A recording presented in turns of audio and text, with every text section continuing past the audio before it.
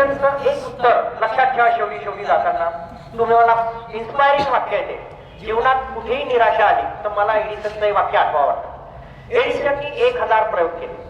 ते इलेक्ट्रिकचा स्पार्क मिळण्यासाठी, ते बल्ब शोधण्यासाठी. तो स्पार्क टाईपच नव्हता आणि त्याच्या मैत्रिणीने दुसरीकडे लग्न केलं होतं. घरची गरिबी.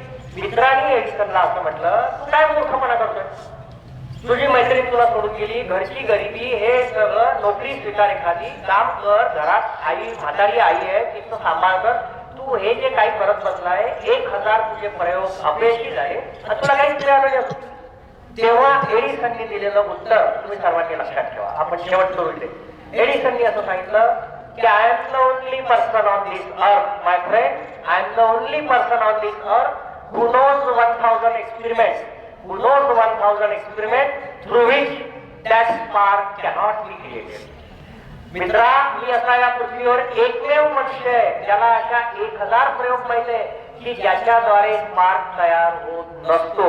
म्हणजे माझ्या नंतर जर कोणी येईल तर त्याला माझ्या अगोदरच्या 1000 गोष्टी अगोदरच माहित आहेत आणि तो 1001 नंबरची गोष्ट शोधेल. न्यूटननी असं म्हणून ठेवलंय मित्रांनो की प्रत्येक शास्त्रज्ञ मागच्या शास्त्रज्ञाच्या खांद्यावर बसून पुढचं पाहतो. म्हणून तुम्हाला जर संशोधनात पुढे जायचं असेल तर पहिले मागचं सगळं वाचा थोडंसं, की कोणत्या शास्त्रज्ञांनी या क्षेत्रात काय केलंय आणि नोट्स लिहिण्याची सवय ठेवा. बघा, एक शास्त्रज्ञांनी फक्त टोपीनी 10 वर्ष संशोधन केलंय. तो टोपी घ्यायचा आणि बाळ जे असायचे 1 महिन्याचे, 6 दिवसाचे, 1 2 महिन्याचे, 2 वर्षाचे, त्यांना टोपी दाखवायचा, त्या टोपीवर भांड ठेवायचा, भांड काढायचा, भांड दाखवायचा, त्याच्यानंतर काही आवाज करायचा. त्यांनी 10 वर्ष निरनिराळे मुलं, निरनिराळ्या वयाचे मुलं, हेल्दी मुलं, वीक मुलं सगळ्यांवर संशोधन केलं. आणि आज आपण जे म्हणतो बाळाला नजर ठेवायचे, बाळ ऐकतं केव्हा, कितव्या महिन्यात बाळ सांगतं, हे त्यांनी शोधलं.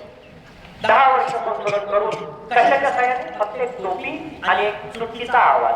म्हणजे प्रयोगशाळेची गरज आहे अशातला भाग नाही. आईन्स्टाईन कोणत्याच प्रयोगशाळेत कधीच केला नाही. आईन्स्टाईन नेहमी म्हणायचा प्लेन दाखव, दिस इज माय लेबॉरेटरी असं म्हणायचं. तर ठीक आहे, जो काय वेळ उपलब्ध आहे त्यात मी अत्यंत घाईत तुम्हाला सांगितलं, तुम्ही ऐकून घेतलं.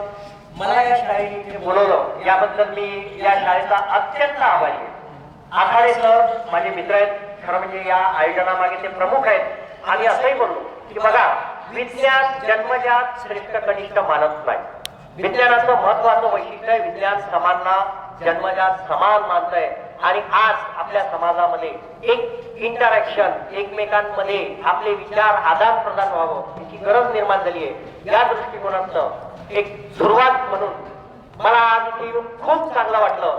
तुमच्या सगळ्यांमध्ये तुमची शाळा पाहून, कारण मी एडेड हायस्कूलमध्ये मी पण विद्यार्थ्यांना गणित हा विषय शिकवून खूप बोर करत असतो. हे सगळं काही समान आहे, पण तरी सुद्धा मला तुमच्या शाळेत येऊन खूप चांगलं वाटलं.